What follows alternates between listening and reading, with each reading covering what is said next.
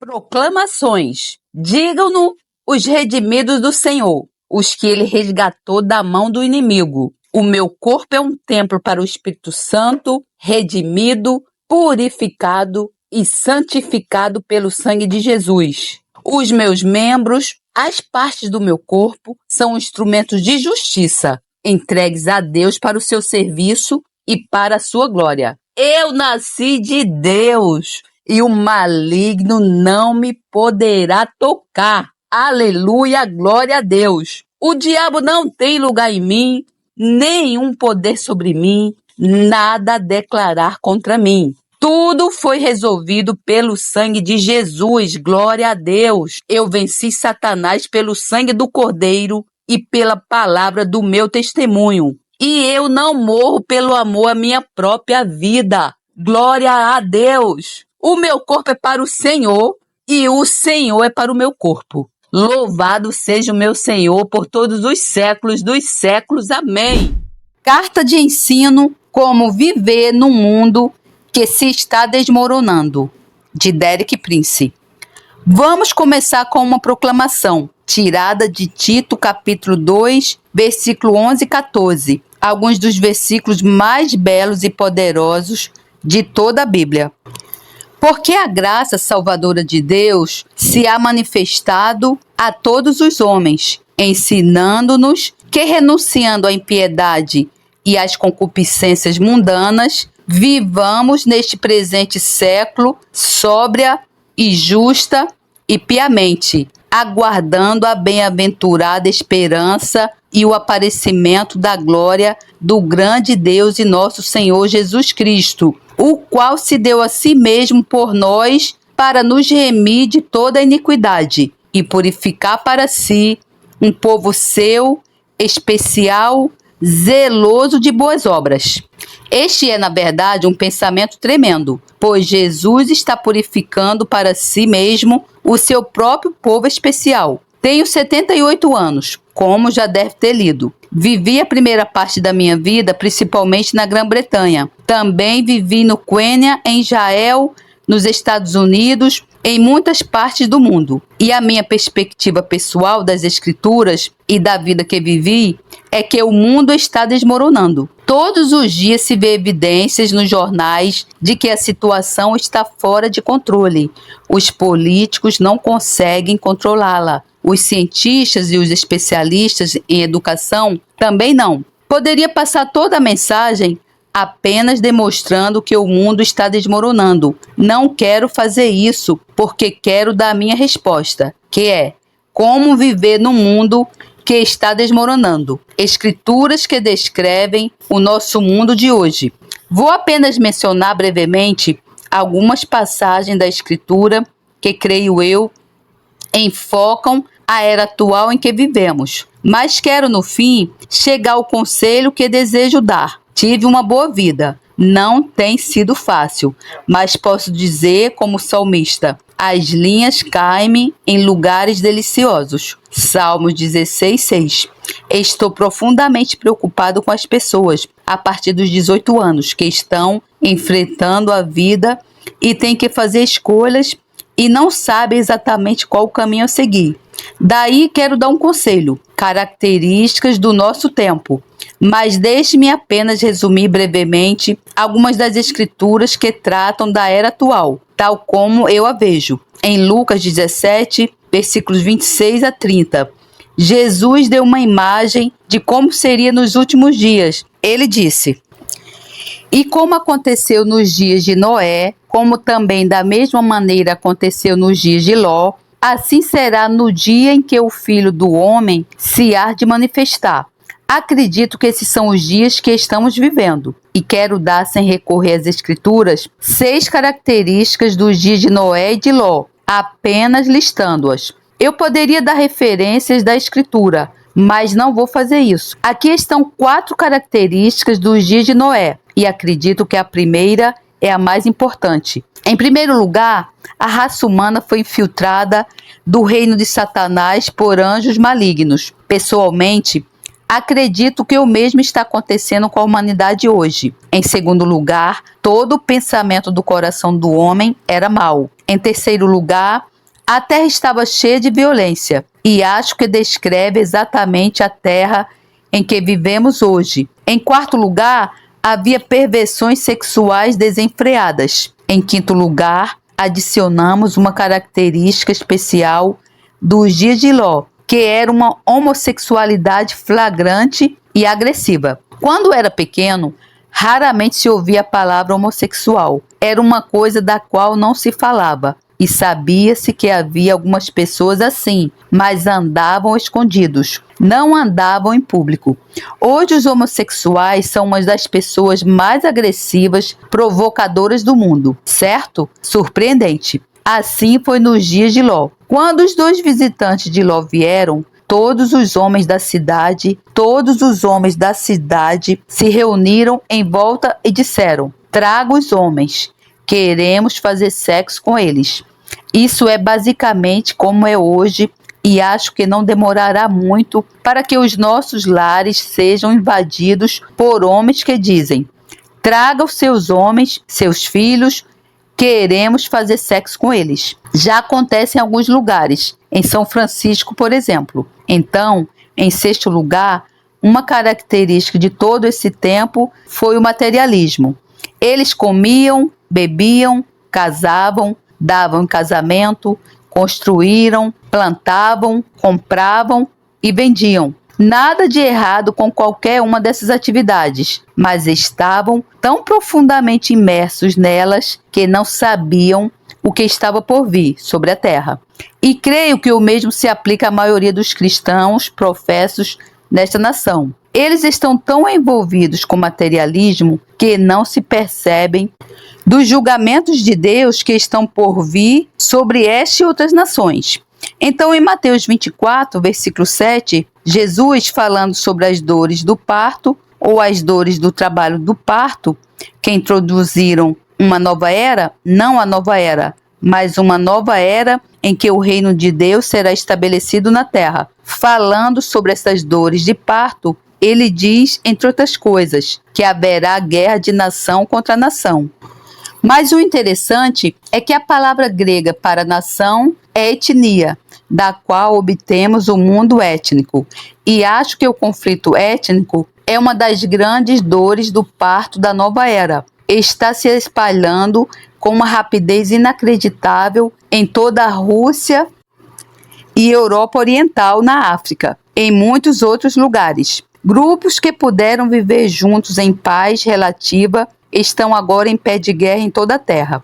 E acredito que isso afetará nações como os Estados Unidos, que têm uma grande multiplicidade de grupos étnicos. Suponho que em algum momento estejam envolvidos numa guerra civil um contra o outro. A Grã-Bretanha não está excluído de uma situação destas. Acho que é uma das características mais distintas da era em que vivemos. Corrupção do caráter humano. Em 2 Timóteo, capítulo 3, versículos 1, 5, Paulo diz: sabe, porém, isto, muito enfático, tenha certeza disso, que nos últimos dias sobrevirão tempos trabalhosos. Mas essa palavra, que é traduzida como trabalhosos, é usada apenas no outro lugar no Novo Testamento grego, e é para descrever 2 homens endemoniados, saindo dos túmulos, extremamente ferozes. Essa é a mesma palavra. Então, nos últimos dias, tempos ferozes vão chegar. E Paulo dá a causa. Não é o desenvolvimento científico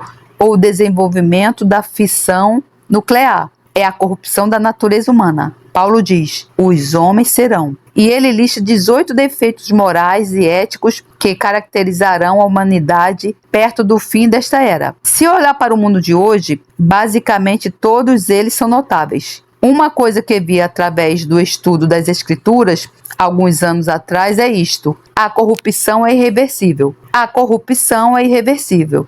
Deixe-me dar um exemplo simples. Tem um lindo pêssego, está maduro e pronto para comer. Mas se simplesmente o deixar, ele começa a murchar e a apodrecer, porque é a força da corrupção nele e nada pode reverter essa força. Pode colocar o pêssego no frigorífico e o frigorífico vai desacelerar o processo de corrupção, mas não o irá reverter. Espero que me perdoe se eu disser isso, mas acho que algumas igrejas são como frigoríficos. Elas retardam o processo, mas não o invertem. Deus não faz nada disso. Ele diz que precisa nascer de novo. Precisa ter um começo totalmente novo. Uma nova natureza livre da corrupção do pecado. Precisa ter um começo totalmente novo.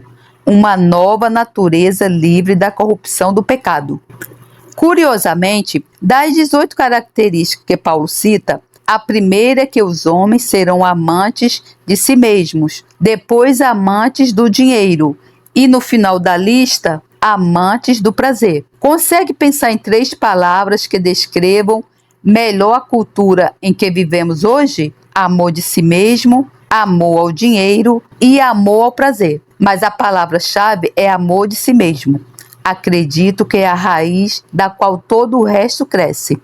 Quando começamos a amar-nos mais do que ninguém ou qualquer outra coisa, a sociedade desfaz-se. O amor próprio desfaz a sociedade.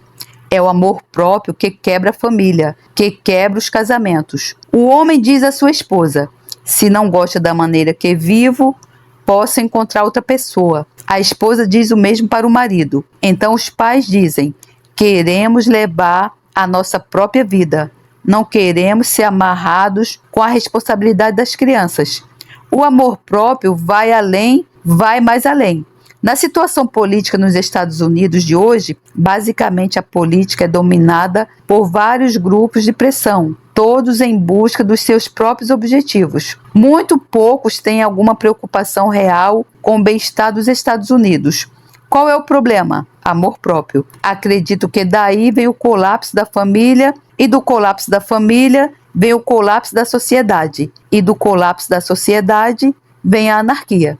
E se estou certo, da anarquia vem a tirania, o despotismo e a ditadura. Creio que muitas democracias que estão desmoronando e não se podem manter juntas darão lugar a ditaduras. Haverá uma ditadura final, a pior de todas, o governo do anticristo. Acredito que é para onde estamos indo e acho que tudo pode acontecer antes do final deste século. Não o garanto, mas acho que é perfeitamente possível. Acho que a hora é mais tardia do que a maioria de nós está disposta a admitir.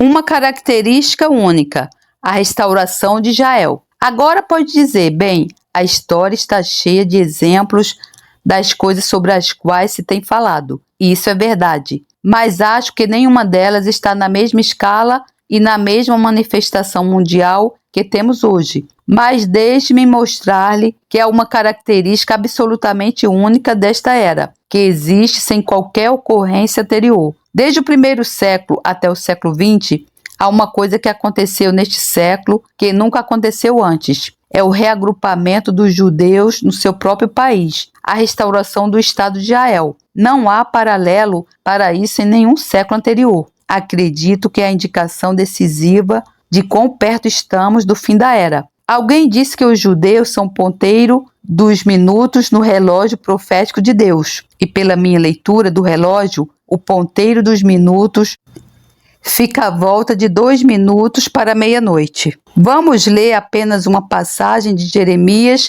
para substanciar o que disse. Em Jeremias, capítulo 30, versículo 3, Deus diz: porque eis que vem dias, diz o Senhor, em que farei voltar do cativeiro o meu povo Israel, e de Judá, diz o Senhor, e tornarei a trazê-los da terra que dei a seus pais, e a possuirão. Então, qualquer pessoa que tenha algum conhecimento da Bíblia sabe, sem dúvida, que existe apenas uma terra que Deus deu aos antepassados do povo judeu. Essa é a terra que hoje se chama Israel. E deixe-me dizer que a mera restauração do nome de Israel é uma das características mais significativas da nossa época. A minha primeira esposa, Lídia, e eu morávamos em Jerusalém quando o Estado de Israel nasceu. Até quase ao último momento, eles estavam debatendo que nome lhe dar. Eram muito a favor do nome da Judéia. Mas veja, isso era contrário às Escrituras, porque Deus diz que quando eles voltarem, não serão mais 2 reinos, o reino do sul de Judá e o reino do norte de Israel. Haverá um só reino. e no último momento o nome de Israel foi escolhido. Deus estava em tudo isso. Agora, em relação a isso, no final de Jeremias, capítulo 30, o Senhor diz: no fim dos dias entendereis isto. Então, a restauração do povo judeu na sua própria terra é algo que indica que estamos nos últimos dias. Como responder? Agora vou para a questão prática. E isso é endereçado a toda a gente, mesmo aqueles que são mais velhos do que eu, mas principalmente tenho em mente as pessoas mais jovens, com 15 anos e mais. Tenho uma tremenda preocupação com os jovens porque estão entrando num mundo que está num estado de caos que realmente não tem nada permanente ou totalmente confiável. Cresci neste país entre a Primeira e a Segunda Guerra Mundial e houve muitos problemas. Havia pobreza, opressão dos pobres pelos ricos, muito snobismo, crises políticas. Mas basicamente a Grã-Bretanha era um país muito seguro, sabia onde pertencia, sabia o que esperar, sabia que podia confiar na polícia e basicamente não havia muita corrupção política. Tudo isso mudou totalmente, mudou em muito pouco tempo. Então aqueles que têm 15 anos ou mais estão encontrando no território desconhecido. Não existe nenhum mapa humano real que possa dizer para onde ir ou o que esperar. Creio que há conselhos na Bíblia que permitirão que tenha sucesso na sua vida. No verdadeiro sentido da palavra, creio que Deus pretende que todo crente seja bem-sucedido. Não estou falando sobre ser notavelmente rico ou mesmo altamente educado, mas acredito que todo filho de Deus nasce para superar, para enfrentar o desafio da vida e superá-lo, para levar uma vida que no final deixará para trás resultados de importância eterna. Essa é a minha estimativa do que é ser filho de Deus, mas terá que seguir o conselho da palavra de Deus. Sabe, uma das coisas mais importantes é de onde recebe o seu conselho. O primeiro versículo do primeiro Salmo,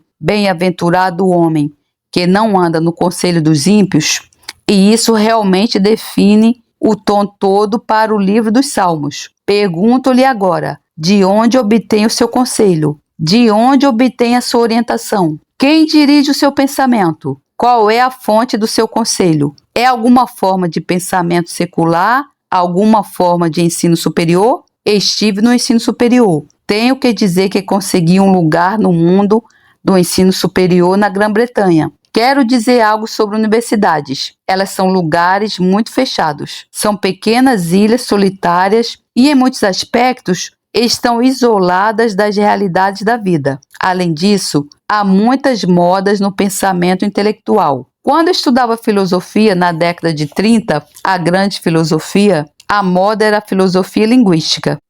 Fui aluno do grande líder disso, Ludwig Wittgenstein. Desde então, a moda mudou completamente. Hoje em dia, as pessoas não estão interessadas nisso. Existem outras modas e fantasias. Mas acredite, se confiar na sabedoria humana para guiá-lo, acabará em confusão. Existe apenas uma fonte confiável de orientação e essa é a Bíblia. Existe apenas uma fonte de orientação confiável e essa é a Bíblia. Por isso, quero oferecer-lhe algumas palavras de conselho da Bíblia. Primeiro de tudo, quando eu estudei essa mensagem, percebi que não tinha nada de novo para dizer, que a Bíblia já tinha dito tudo. Tudo o que tenho que fazer é sublinhar o que a Bíblia já disse. A Bíblia é um livro intemporal. Aplica-se em qualquer época, em qualquer cultura, a qualquer grupo de pessoas. Tive o privilégio de ensinar a Bíblia entre muitos tipos diferentes de nacionalidades, culturas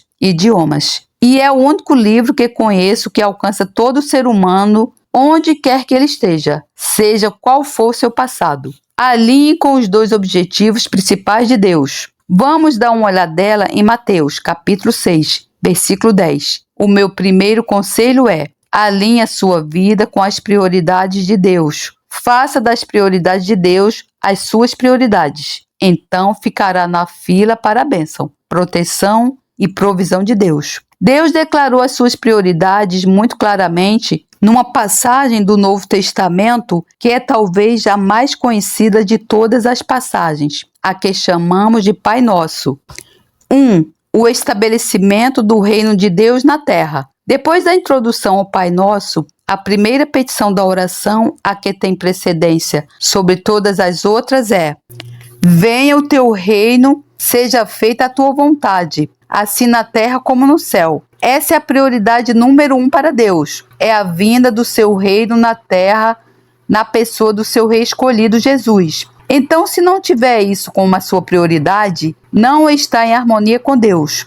Encontrar-se-á em situações em que não sabe o que fazer ou como reagir e responder. A primeira coisa que tem que decidir é: a coisa mais importante na minha vida é que o reino de Deus venha à terra através de Jesus Cristo.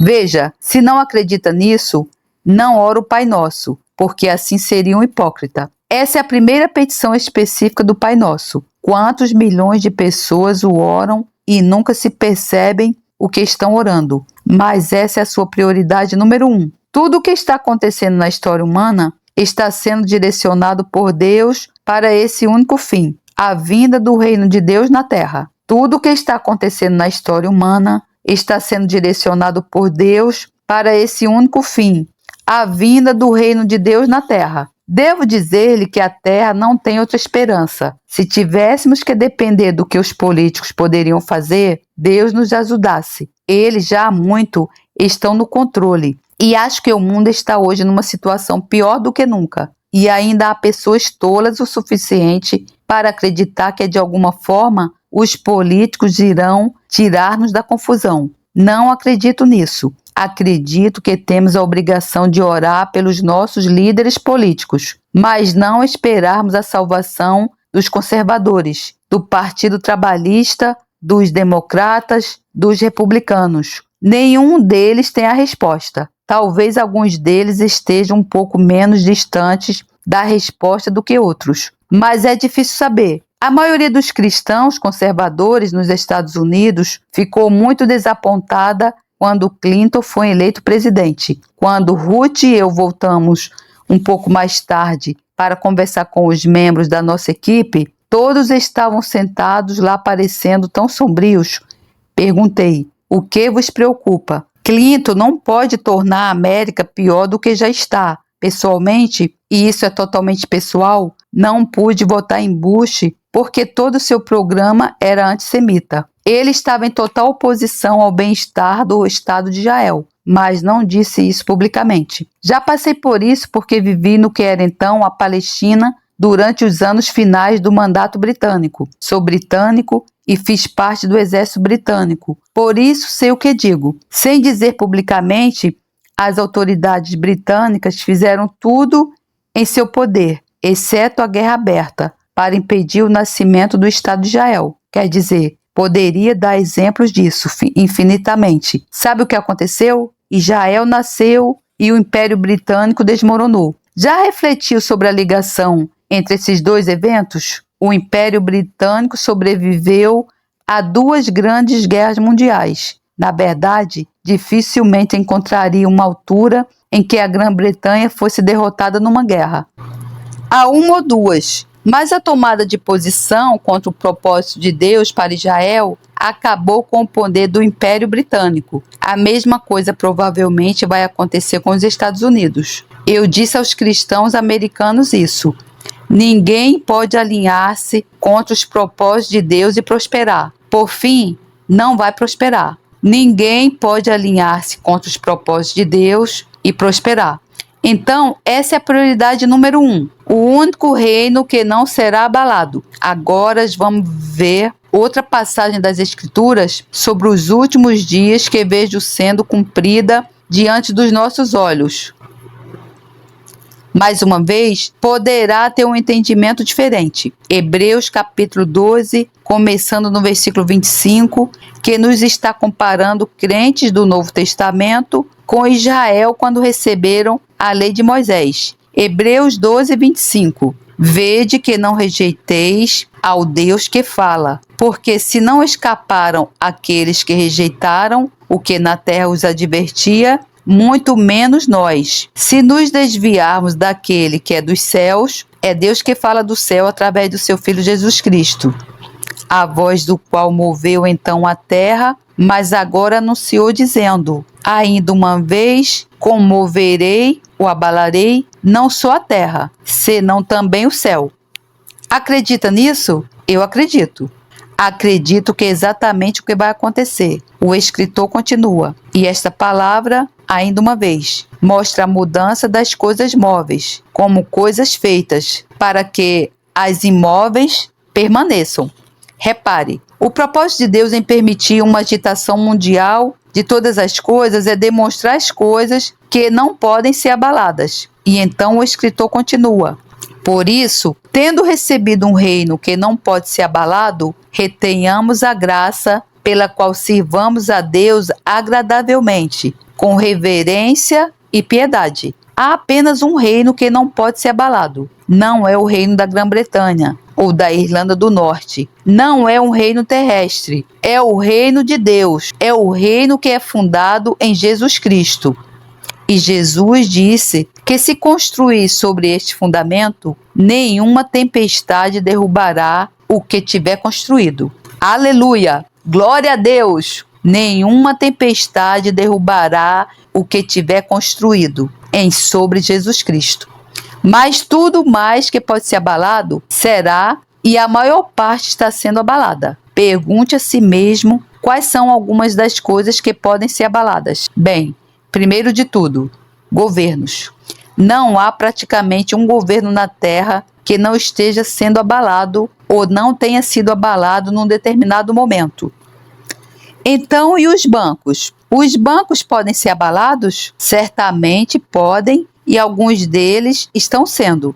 E as denominações podem ser abaladas? Sim ou não? Teria que dizer que muitas de momento estão a ser abaladas nos seus alicerces. As famílias podem ser abaladas? Podem e estão sendo abaladas. As únicas famílias que sobreviverão são aquelas que estão construídas na rocha, Jesus Cristo.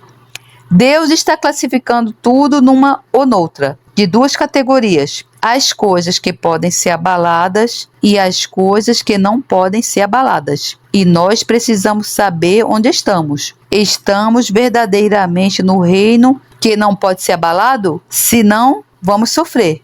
Haverá um abanão em tudo, mas o reino de Deus passará por esse abalo, inalterado. Glória a Deus! Acredita em mim.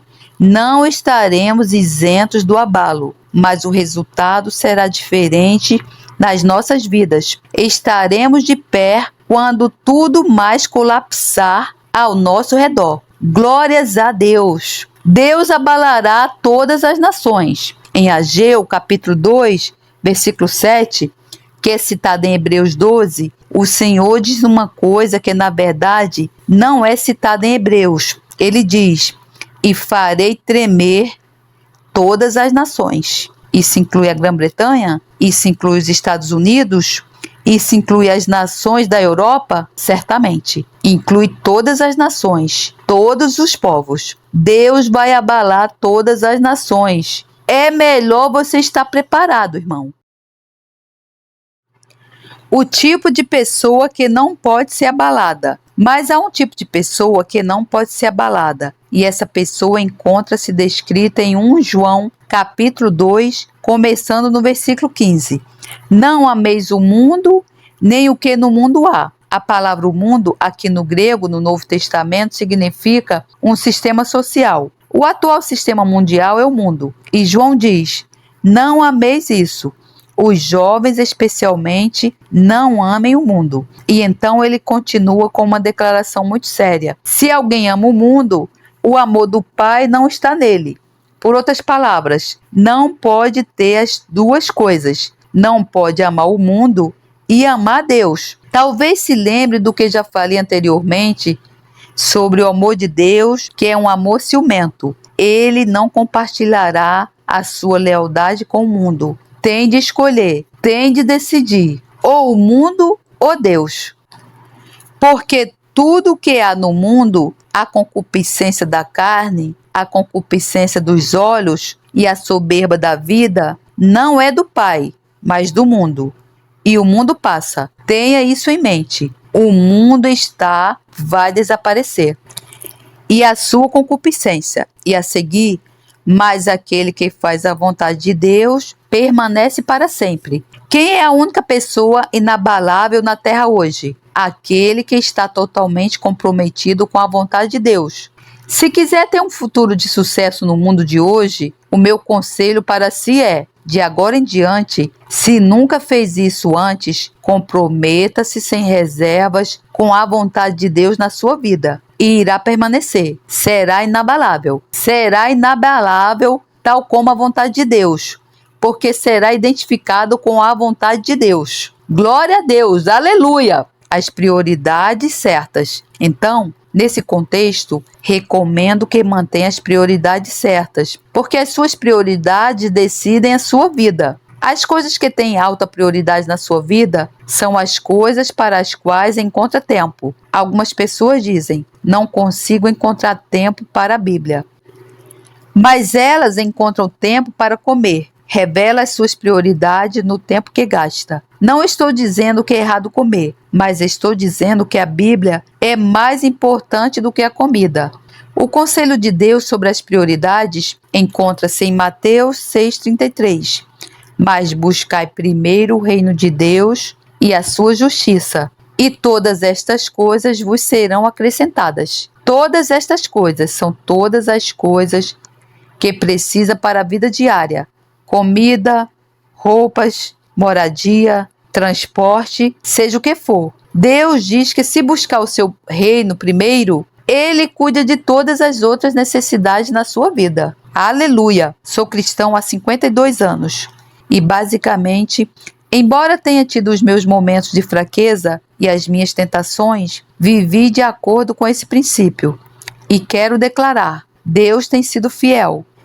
Ele forneceu tudo o que é preciso. Irmão e irmã, esta não é uma teoria que estou apresentando. É uma realidade baseada nas Escrituras e substanciada pela experiência. Estou pensando em outras pessoas que poderiam dizer o mesmo. Temos procurado o reino de Deus primeiro e Ele tem cuidado de todas as outras necessidades nas nossas vidas.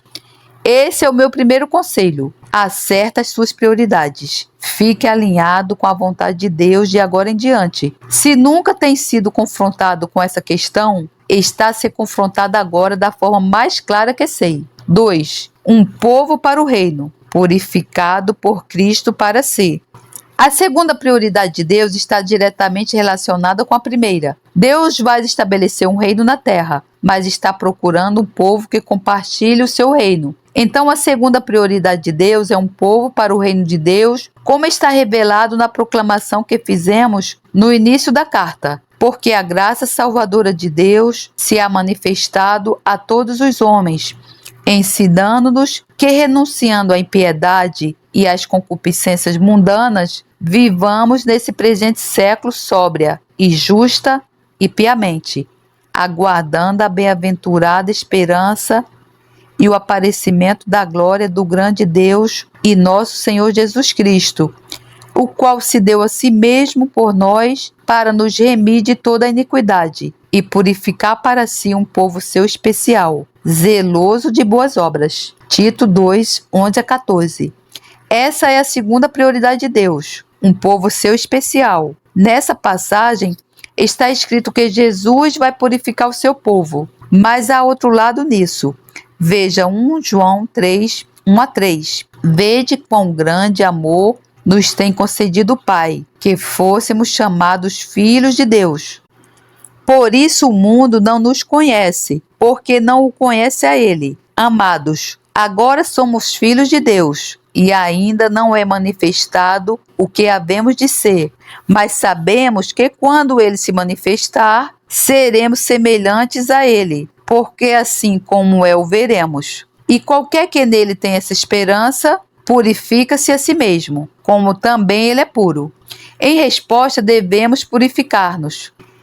Esta é, segundo as Escrituras, a evidência de que estamos realmente ansiosos pelo regresso de Cristo. Reparou nessas palavras? Qualquer que nele tenha essa esperança, purifica-se a si mesmo, como também ele é puro.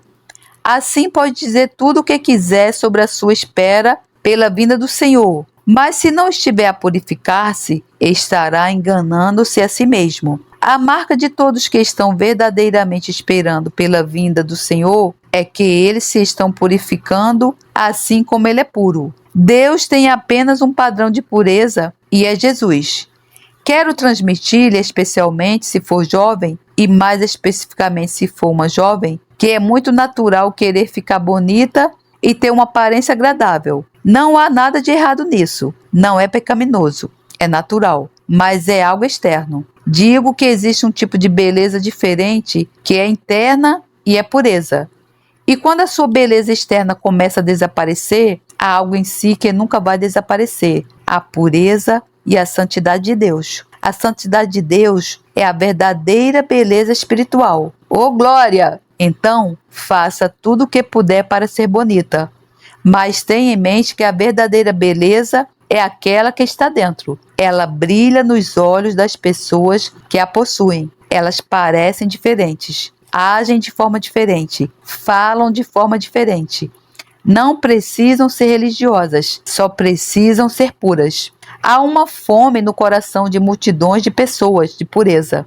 Encontrará por toda parte, entre prostitutas, entre prisioneiros, entre alcoólatras, entre empresários durões. Em algum lugar lá no fundo, há um desejo de pureza. Podemos indicar às pessoas o caminho da pureza, que é dar a sua vida sem reservas a Jesus Cristo. Ele vai purificá-lo e você vai purificar-se. 7 marcas de preparação. Agora, ao finalizar esta mensagem, irei dar-lhe 7 marcas de preparação. Para isso, vamos ler 2 Pedro, capítulo 3, que trata da vinda do Senhor e do dia do Senhor. Vamos ler do versículo 11 ao versículo 14. Visto que tudo, que é o universo material completo, será assim desfeito, que tipo de pessoas é necessário que vocês sejam? Vivam de maneira santa e piedosa. Versículo 11, NVI. Deixe-me fazer a mesma pergunta a si. Que tipo de pessoa deve ser? E então, Pedro continua, esperando o dia de Deus e apressando a sua vinda. Naquele dia os céus serão desfeitos pelo fogo e os elementos se derreterão pelo calor. Todavia, de acordo com a sua promessa, esperamos novos céus e nova terra, onde habita a justiça. Portanto, amados, enquanto esperam estas coisas, empenhem-se para serem encontrados por Ele em paz, imaculados e inculpáveis. Versículo 12 e 14. Se analisar essa passagem, existem 7 requisitos na vida de um cristão que está verdadeiramente ansioso pela vinda do Senhor, e os darei resumidamente. Ele diz no versículo 11: vivam de maneira santa e piedosa. Esses são os 2 primeiros requisitos: conduta, vida santa e piedade. A minha definição de piedade é um temperamento controlado pelo Espírito Santo, uma pessoa cujas reações procedem do Espírito Santo. Sabe, como cristão, o que realmente nos diz como é, não são as suas ações, são as suas reações. As suas ações podem ser premeditadas, mas as suas reações dizem-nos que tipo de pessoa realmente é. A santidade reage da maneira como o Espírito Santo reagiria. Quando uma pessoa piedosa entra numa sala, a presença de Deus entra com ela. Então, esses são os 2 primeiros requisitos: santidade e piedade. E prosseguimos no versículo 12. Mais 2 requisitos: esperando o dia de Deus e apressando a sua vinda. Há uma outra versão que diz, apressando-se. Mas esta é mais precisa e, ao meu ver, mais empolgante. Nós não nos estamos apressando. Estamos apressando a vinda do dia de Deus. Portanto, há mais 2 requisitos. Número 1, esperando. Vamos dar uma olhada em Hebreus capítulo 9, os versículos 27 e 28. E, como aos homens estão ordenado morrerem uma vez, vindo depois disso o juízo. Agora observe, há 2 compromissos que nunca perderá. Pode perder todos os outros compromissos que fizer na vida, mas esses 2 compromissos irá manter: morrer e depois o juízo, o julgamento. Também Cristo foi oferecido como sacrifício uma só vez para tirar os pecados de muitos. Ele voltará, não para tratar de nossos pecados, mas para trazer salvação a todos que o aguardam com grande expectativa. Versículo 28. A quem ele aparecerá? A todos que o aguardam com grande expectativa. Então, deixe-me perguntar: está esperando ansiosamente pelo aparecimento do Senhor? Pode ser que Deus tenha que deixá-lo passar por algumas experiências desagradáveis e afastá-lo do amor deste mundo, até que chegue à conclusão, de uma maneira muito prática, de que não há nada realmente a aguardar com grande expectativa, a não ser a vinda do Senhor. Mas Jesus não está vindo para os membros da igreja. Ele está vindo para aqueles que estão esperando ansiosamente pelo seu aparecimento. Agora, voltando a 2 Pedro, capítulo 3, esperando e apressando a vinda do dia de Deus. Esse é um pensamento poderoso, que possamos apressar a vinda do dia de Deus. Nós não precisamos ficar sentados passivamente e apenas esperar que isso aconteça. Nós podemos acelerar sua vinda. E vou dizer como. É uma forma muito clara para mim. Pode haver outras formas, mas eu vivo assim. Essa é a base dos ministérios Derek Prince. É a motivação de Ruth e minha. Encontra-se em Mateus 24, versículo 14. E este evangelho do reino será pregado em todo o mundo, em testemunho a todas as nações. E então virá o fim. Então, o fim não virá até que este evangelho tenha sido pregado em todo o mundo, para todas as nações. Como podemos apressar a vinda do dia de Deus? Fazendo o nosso trabalho. Acredito que todo cristão verdadeiro tem a responsabilidade de se envolver na pregação do evangelho em todas as nações do mundo. Nem todos podem ir. Você pode estar envolvido em oração, pode estar envolvido em dar, pode estar envolvido de outras maneiras. Mas qualquer pessoa que não esteja de alguma maneira envolvida na pregação do evangelho do reino para todas as nações está atrasando a vinda do Senhor. Qualquer pessoa que não esteja de alguma maneira envolvida na pregação do evangelho do reino para todas as nações está atrasando a vinda do Senhor.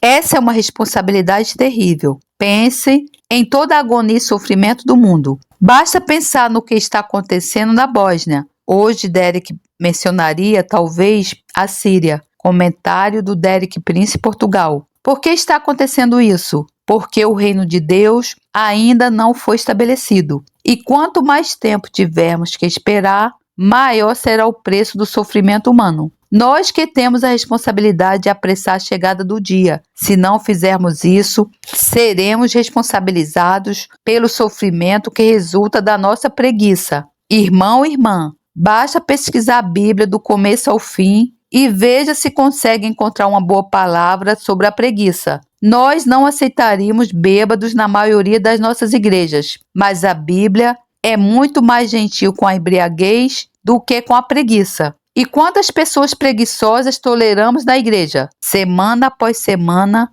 eles ficam lá, são respeitáveis.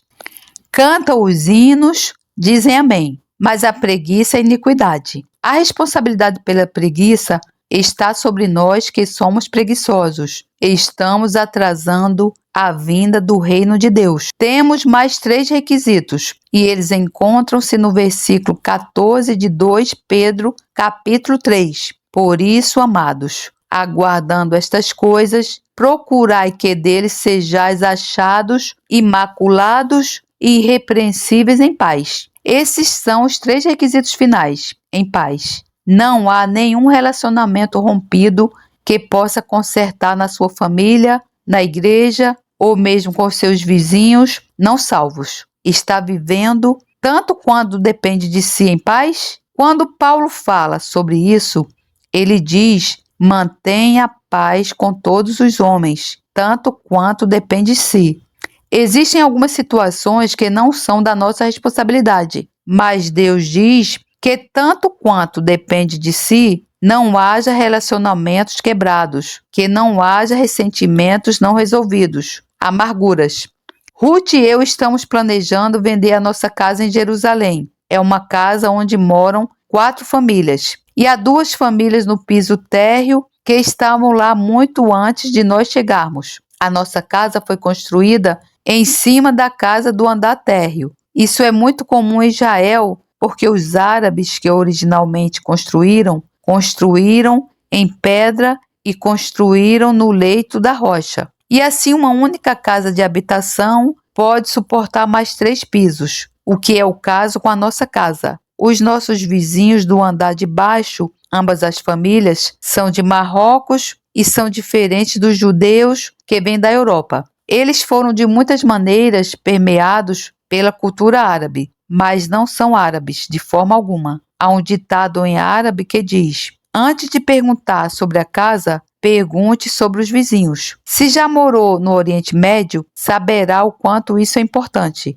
Nós tivemos um tempo difícil com os nossos vizinhos do andar de baixo. Isso é uma pequena ilustração do que já falei sobre a bruxaria na carta anterior, porque uma das esposas, aliás, de 2 casais, 3 pessoas acabaram em tratamento psiquiátrico. Assim pode ter alguma ideia do que passamos. Mas, de qualquer forma, uma das senhoras do andar de baixo era uma espécie de personalidade dividida. Às vezes, ela mostrava-nos amor verdadeiro. Quando Ruth foi levada numa ambulância para o hospital, cerca de 6 anos atrás, ela correu para fora, abraçou-a e beijou-a. Em outras ocasiões, ela procurou-nos em segredo e disse: ore por mim, por minha família. Mas, em outros momentos, e com mais frequência, foi uma pessoa muito difícil de lidar. Se ela não conseguisse o que queria, berraria e gritaria, e continuaria por uma boa meia hora. Não ficava sem fôlego. E muitas vezes nos manipulou, apenas por uma questão de paz. Nós a deixamos seguir o seu caminho. Mas então houve uma situação, e não preciso entrar em detalhes, quando ela nos estava manipulando novamente. Ela queria que fizéssemos algo que sentíamos que não tínhamos obrigação de fazer. Tornou-se muito difícil de lidar, estridente, ruidosa, antagônica. E eu disse a Ruth: escuta, não vou dar lugar à bruxaria. Absolutamente não. Recuso-me a fazer isso. Por isso, fizemos uma oração muito fervorosa para expulsar a bruxaria daquela situação. Agora não oramos para o bem dos nossos vizinhos. Quero deixar isso claro. Nós oramos por motivos puramente egoístas. Mas algo milagroso aconteceu. Um pouco mais tarde, tivemos que descer e conversar com os vizinhos. E enquanto o homem e o avaliador de seguros conversavam, Ruth, esta senhora e eu sentamos na sala de estar. Ela falava hebraico, então era difícil para nós entendermos tudo. Mas o que ela queria dizer era muito claro. Ela disse: eu quero dizer que tive asma e quando tenho asma fico nervosa e berro e grito para as pessoas. E continuou: perdoe-me, sinto muito.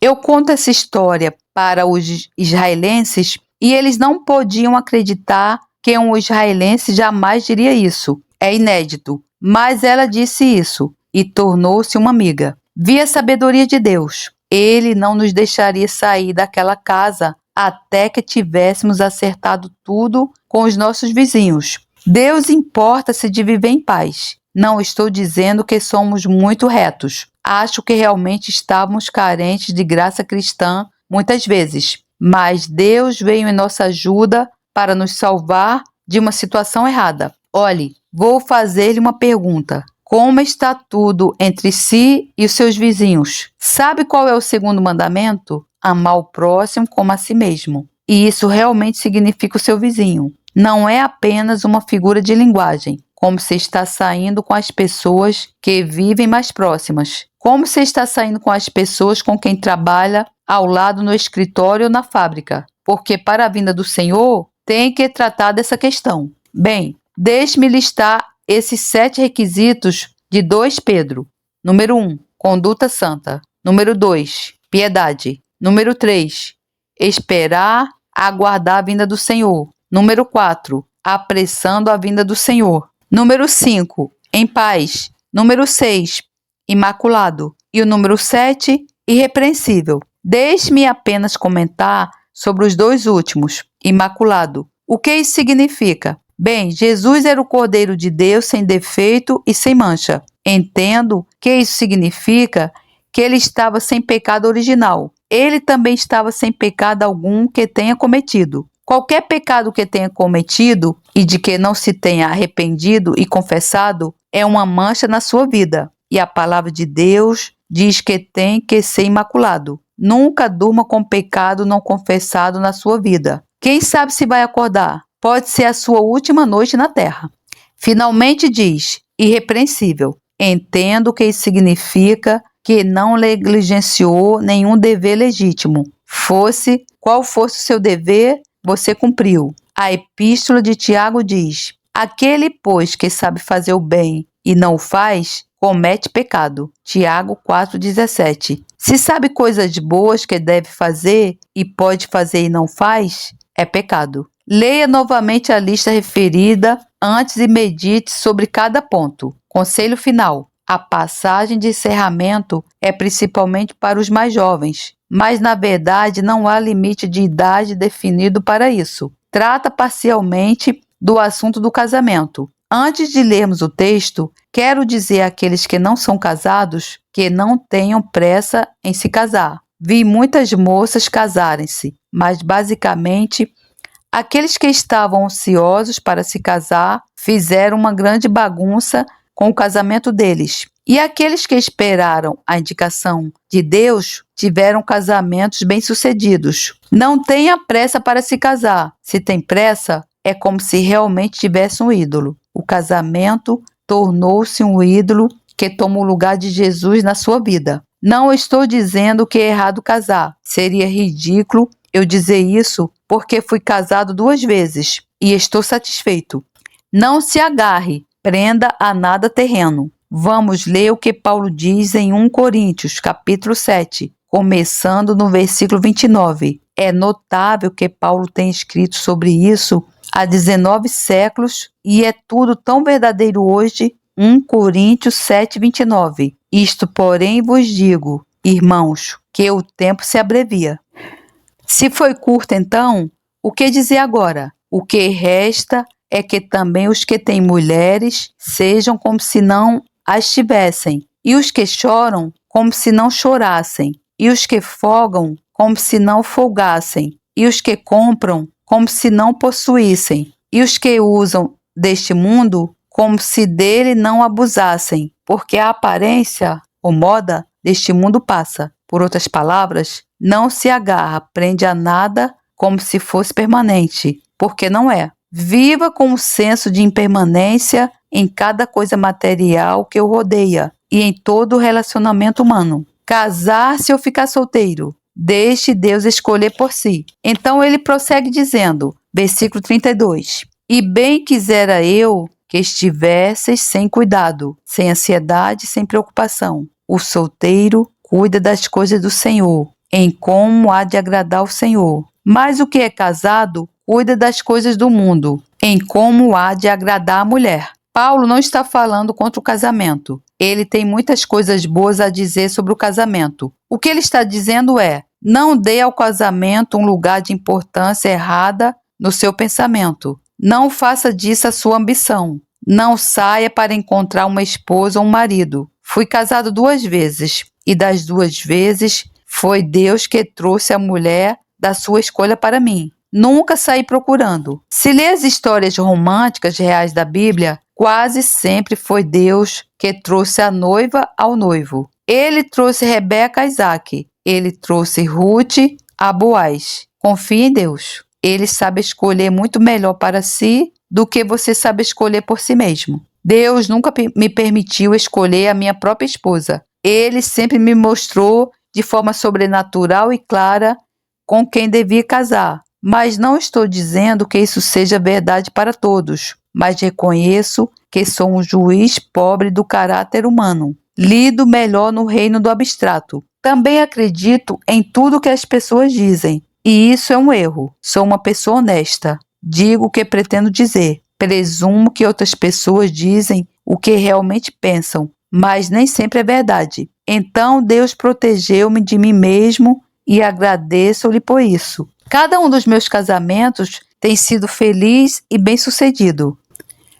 Mas não ponha o casamento à frente do Senhor. Não coloque nada à frente do Senhor. Não se agarre e prenda a nada neste mundo como se fosse permanente, porque não é. E se prender ele for tirado, sofrerá emocionalmente, talvez espiritualmente. Compromisso sem agenda pessoal. Quero encerrar a mensagem com um aplicativo prático. Vamos para Mateus 24:14. E este evangelho do reino será pregado em todo o mundo, em testemunho a todas as nações, e então virá o fim. Acredito que isso coloca uma obrigação sobre todo cristão sincero, de estar totalmente comprometido de uma maneira ou de outra com a pregação do evangelho do reino em todo o mundo. Há muitas maneiras diferentes pelas quais se pode comprometer, mas quero falar por um momento para as pessoas, principalmente jovens, mas não necessariamente que podem dar suas vidas para essa tarefa,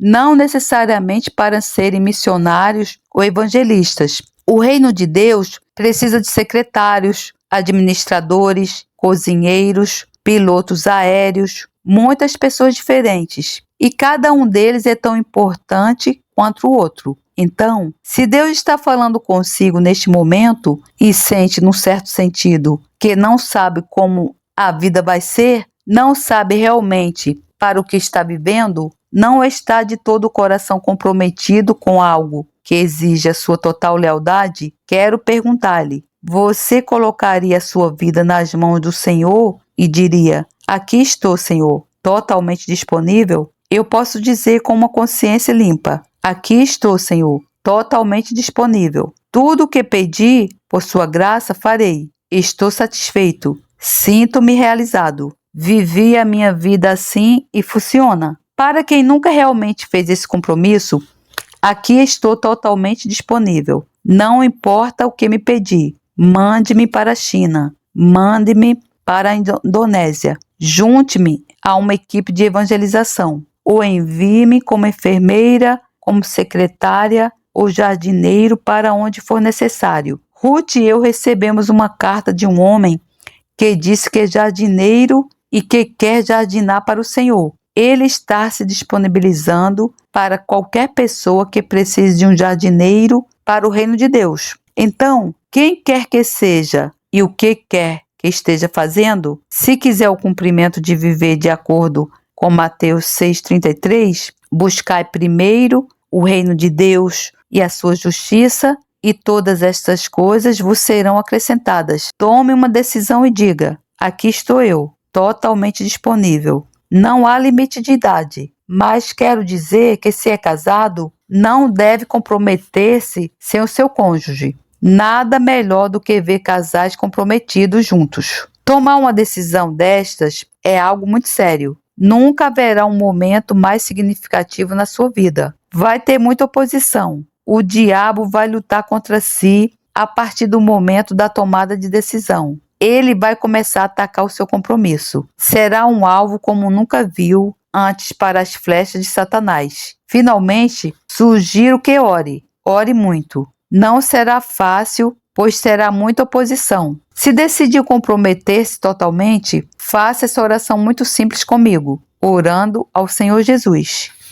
Senhor Jesus Cristo, lhe agradeço, pois morreu por mim na cruz, para que eu pudesse ser salvo do inferno e ter a vida eterna. E por causa do que fez por mim, Senhor, eu me entrego a Ti sem reservas, incondicionalmente. Aqui estou, totalmente disponível. Leve-me, Senhor, e faça de mim o que quer que eu seja, para a sua glória, Senhor. Em nome do Senhor Jesus. Amém.